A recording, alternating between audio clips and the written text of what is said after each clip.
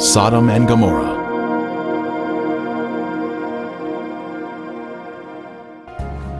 Driving along the coastal highway of the Dead Sea in Israel, one can soon see peculiar formations that are of a lighter color than the surrounding terrain. These are the ashen cities, destroyed by the wrath of God. These cities were consumed by intense flames, a supernatural heat that was directed by the hand of God. Today there is ash that is of lighter color than the surrounding mountains and terrain. As mentioned in the Bible, this is a desolate area where nothing grows.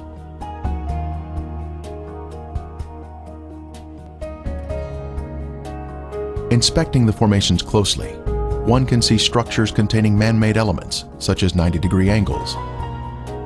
Even though the buildings were consumed by the fire, the remaining ash in these cities is comprised of a heavier material due to the inclusion of brimstone or sulfur, and still retains some of the original shapes of man-made structures. This stunning structure stands out as a singular formation with 4 sides, surrounded by a deep moat.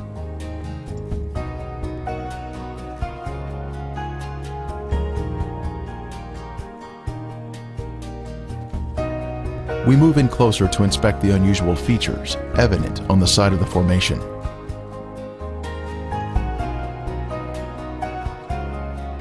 On the side of the structure, this swirling pattern is different from any type of sedimentary rock or soil that would normally contain horizontal, even layers.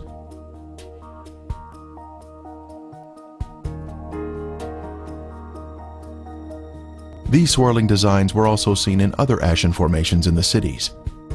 This is evidence of extreme heat, up to 6,000 degrees Fahrenheit, where thermal ionization occurs, when the electrons repel and attract, forming these unusual, swirling designs.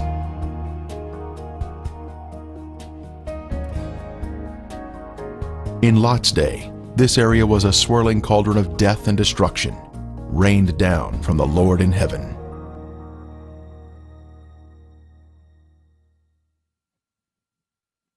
Strange anomalies can be seen here, such as these fragile layers of material which disintegrate when touched. The limestone buildings in the cities of Sodom and Gomorrah were totally transformed into ash by the consuming fire of the Lord. Evidence of this destruction is revealed in the white gypsum anomalies in the area, including unusual shapes of chalk-like material, which is not found in other parts of the country.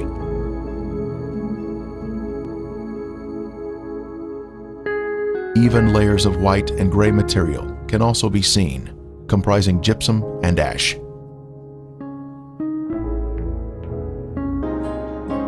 At the perimeter of this city, one can see this amazing Sphinx still standing today. It was a pagan symbol positioned at the edge of town and was thought to protect the inhabitants from harm. The Sphinx stands alone as a singular structure with a defined shape. This particular Sphinx has an obvious demarcation between its base and the soil below it, another sign of a man-made structure placed on top of the soil. Later, we will see another Sphinx.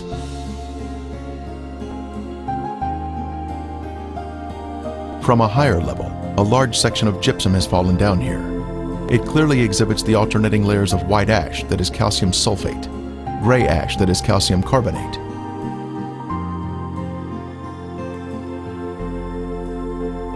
One can also find loose or powdery ash that is quite thick and has been deposited next to the formations. The ash is made up of calcium carbonate and calcium sulfate, which comes from the limestone buildings and the brimstone mixing together during the fire. In the formations themselves, some material can be gently raked off the surface with the slightest touch.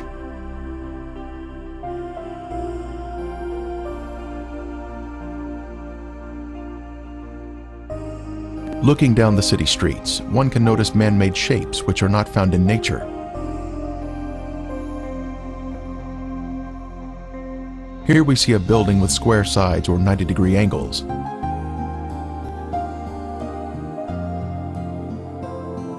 From the opposite side, we can see the same symmetrical structure and man-made angles.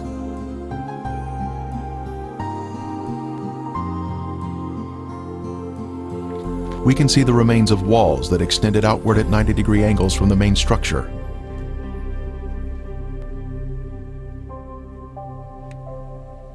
Once again, further evidence of man-made construction.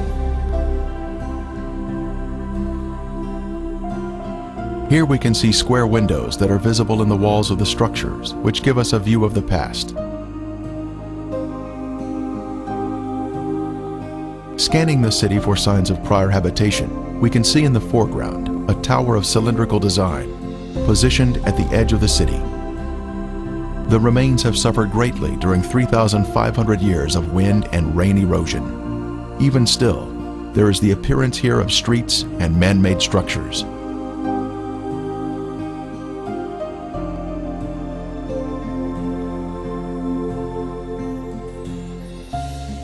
Here in the foreground, we have a conical shape, resting on a raised area. A short distance away, we see another similar shape.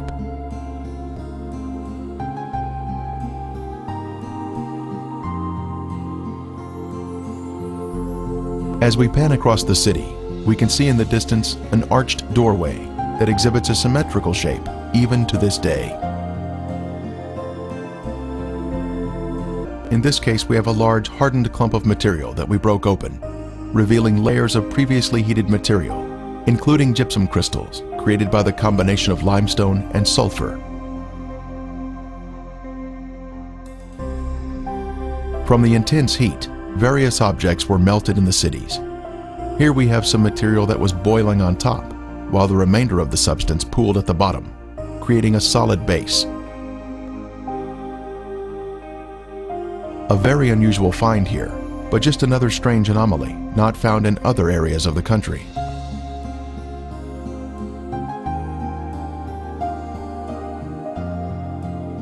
Here is another example of some type of substance that was melted from the extreme heat that God rained down from above.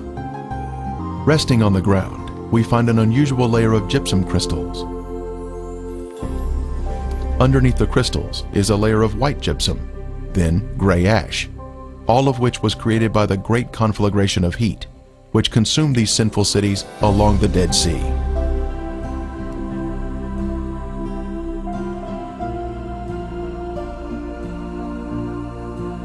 Once again, we find more gypsum, this time in a circular formation of crystals, all radiating outward. Brimstone. Our first sample was found here, having been washed down from a higher location. This is the heavenly marker left behind, which proves the sites to be the real Sodom and Gomorrah.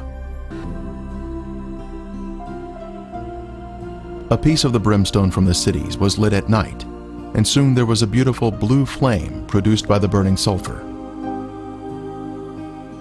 A very strong aroma of sulfur filled the air, and was overpowering if one directly breathed the fumes.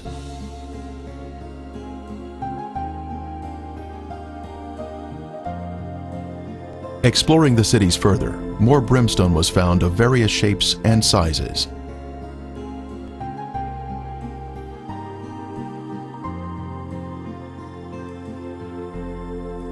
Several samples had been washed down to areas below and were added to our growing collection.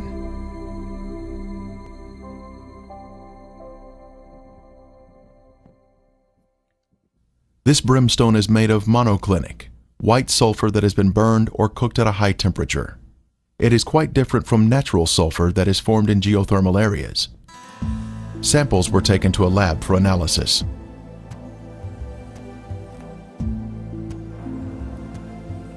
Each specimen was carefully separated and prepared for testing, with the outer portion cast aside.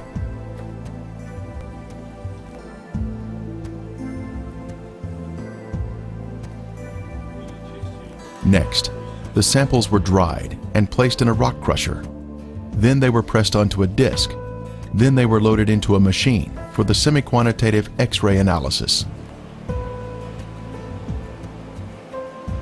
Each sample was individually transported into the testing chamber for analysis. The results proved to be quite amazing.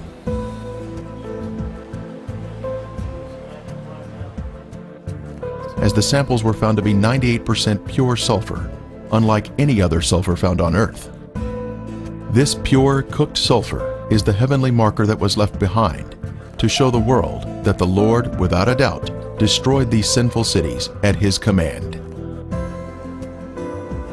Critics have said that the sulfur is from volcanic activity, but that type of rhombic sulfur is only 40% sulfur and is of a crystalline form, unlike the white, compacted monoclinic form that is found in the ashen cities today. Here is a round piece of brimstone embedded in a section of ash.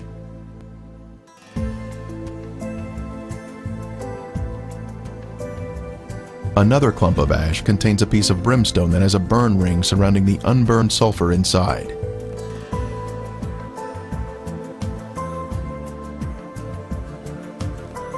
This mound of material has a lid that easily comes off, revealing the round nugget of brimstone inside.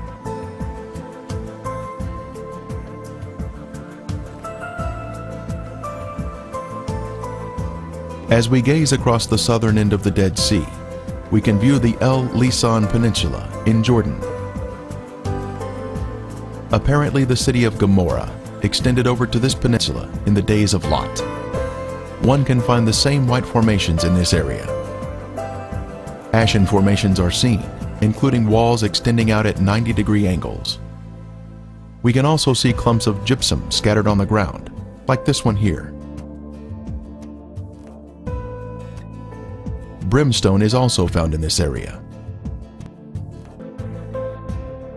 Back over at Gomorrah proper, we can see white, ashen worship structures built atop an acropolis or high place.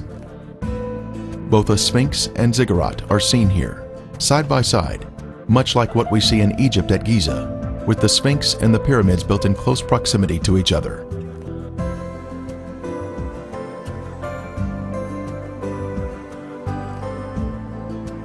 While inspecting Gomorrah, other visitors arrived to view the unusual formations.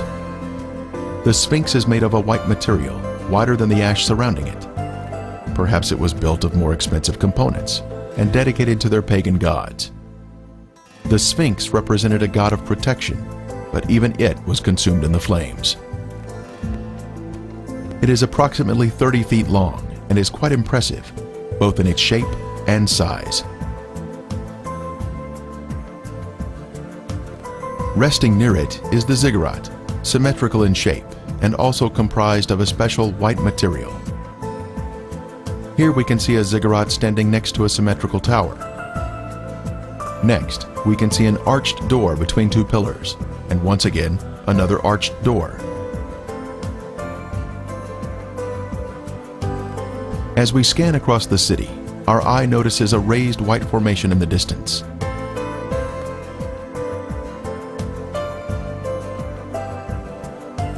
As we near the formation, we can see it is in the shape of a ziggurat. It turns out there are actually two ziggurats on this raised acropolis.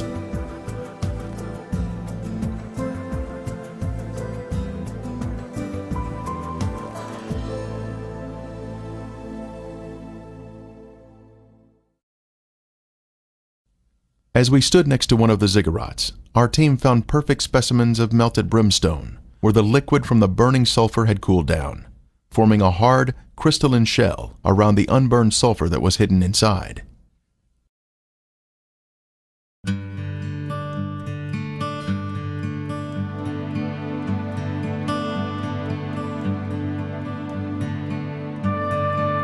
On the outside of the ziggurat, we spotted a piece of brimstone fused into the side of the formation.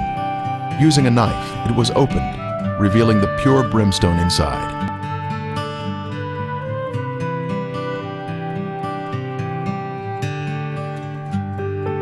Resting on a ledge of the ziggurat, we see another sample of brimstone that was opened with a knife, once again revealing the pure sulfur inside.